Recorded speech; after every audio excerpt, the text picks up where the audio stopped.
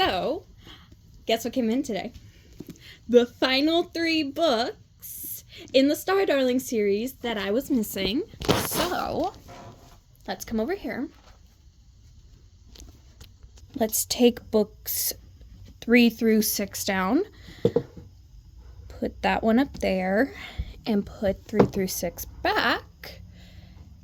And now, besides the first 3 books, we have the entire collection. Which, the first 3 books are right here. But we are reading those right now. So,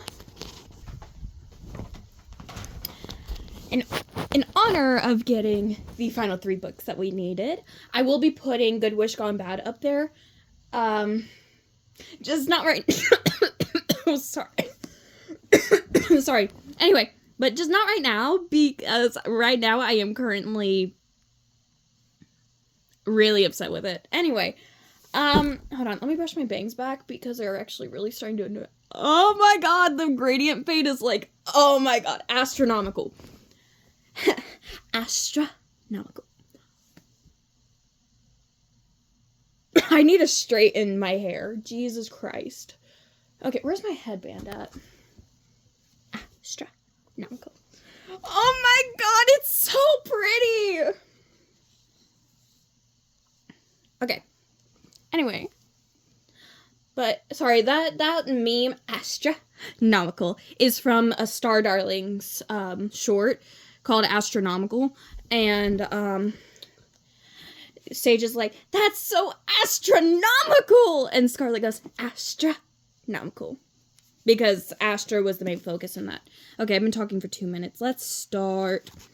Chapter 5. The Star Darlings left Lady Stella's office and followed Leona and Ophelia to their room. They were all eager to get to know their new teammate better and answer whatever questions about their mission she might have. Oh my god, hold on. Okay, short chapter. When they reached the door, however, Leona herded them back onto the cosmic transporter and shooed them on their way. I need a little time alone with my new roommate, if you don't mind, she said.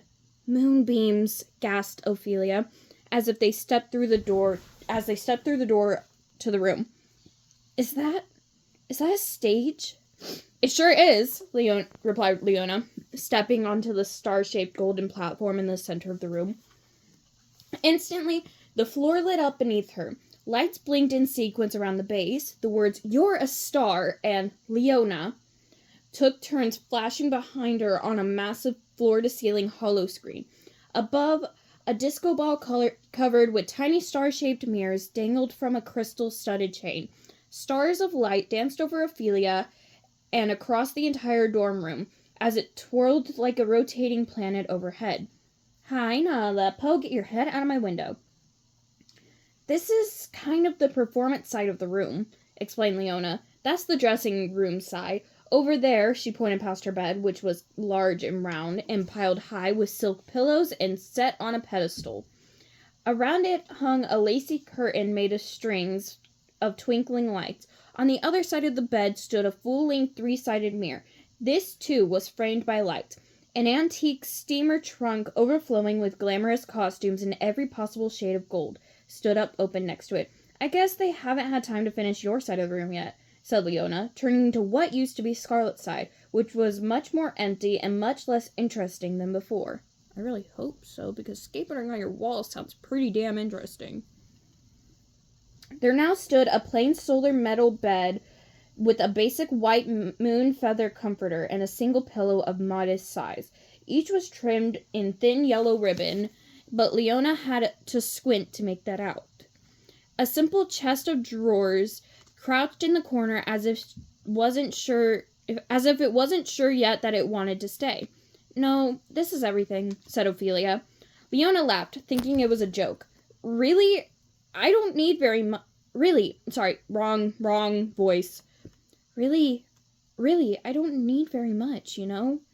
Leona stared at her. Ophelia was curious. Ophelia was serious. It took a Starman for that fact to sink in. You mean you don't have a desk or a cozy chair? Leona gestured to her own desk and chair. No, Ophelia shook her head. I just sit and work on my bed. No holo screen. No, I use my Stars app. No mirror? Not even one? Ophelia shrugged apologetically. What about personal items? She smiled, remembering some of Scarlett's more interesting things, like her rather gruesome collection of globber beam eggs cases and her old moon moth eaten top hat and black velvet cape. Well, I have the wish pendant Lady Cordial just gave me. Ooh, let me see, Leona said. Ophelia pulled up her plain yellow sleeve to reveal a thick metal bracelet studded with yellow star-shaped jewels. No way, I have a cuff too, exclaimed Leona. She showed Ophelia hers. Startacular, no, she said. So what else? She said eagerly. What else? Ophelia looked puzzled. So Leona explained by scooping up a cute little stuffed lion from her star-shaped beanbag chair. She tickled its chin and it purred.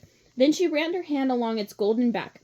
Shine like a superstar, you are, it roared. Leona hugged it close. This, she said proudly, is my Glyne. I've had him since I was a baby. He never says anything more than once. Ooh, may I see him? Ophelia asked. She held her hands out and Leona passed him to her. Hello, Glyne, she said, gingerly petting its star-studded mane. Glow like you mean it, the toy purred. See, Leona said. You must have some special things from home, too. Her voice trailed off. No, not really. Ophelia kept her head down. Where are you from, anyways? Leona asked. I'm not exactly sure, but I've lived in Starland City for as long as I can remember. Okay, first lesson, said Leona. Be proud of who you are, and that includes where you're from. That's one way to stand out.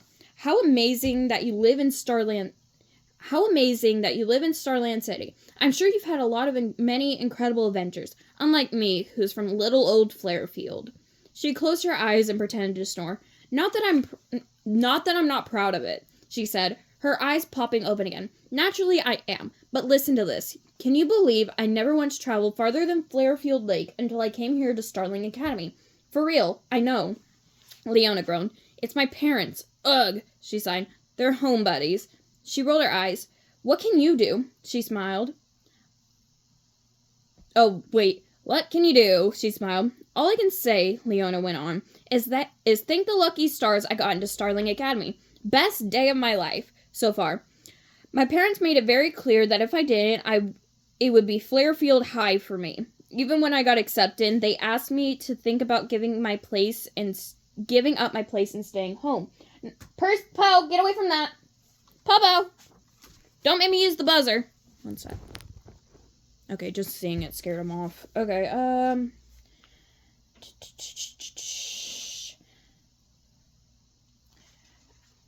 Even when I got accepted, they asked me to think about giving up my place and staying home. Can you imagine? Pass up this chance? Has any starling ever done that before? Never once, I asked. Never once, I asked. Not that wish granting is my one goal in life, of course. Some starlings would settle for that, but not me. As you can probably tell, I have lots of other talents. She nodded towards her stage. I'm kind of on my way to being a superstar, which is why Starland City is the place for me. Still, Leona picked up a holo picture from her bedside table and blew each member of her family a kiss. The people in the picture each blew one back. I do miss my family a lot. Aren't they cute? She turned the picture so Ophelia could see her two little sisters, her two older brothers, and in the middle of them all, her mom and dad. But enough about me already. I want to know more about you. Leona set the holo picture down. What do you like to do for fun? I don't know. Like music? Well, want me to sing for you? Startastic idea. Leona leapt back on her stage and stuck a hand out toward a rack of gleaming golden microphones. A large one blinked, rose, and floated to her. Leona grabbed it with both hands. Let's turn the lights down, shall we? She said with a nod. Immediately, the room dimmed. At the same time, two gold spotlights blinked on and converged, capturing her in their beams. Sit, please. Leona nodded toward her beanbag chair, and Ophelia obliged by plopping down, still cradling the stuffed lion in her arms. She tilted her chin up and smiled at Leona. Here, want a gamma chip cluster? My mom made them. They're so good. Psst. I have the buzzer. Yeah, I know you're scared of it. My mom made them. They're so good, Leona said, offering her one. Just watch the flowers, if you would. She nodded toward a vase of delicate coral-colored blossoms on the crystal table by the chair. Oh, they're so pretty. Where did they come from? Asked Ophelia. You know, I'm not really sure. They just showed up one day in all of our rooms. It's a Star Darlings thing, we think. Maybe I should move them. I hate for you to applaud and knock them over, she explained. That's better for now, don't you think?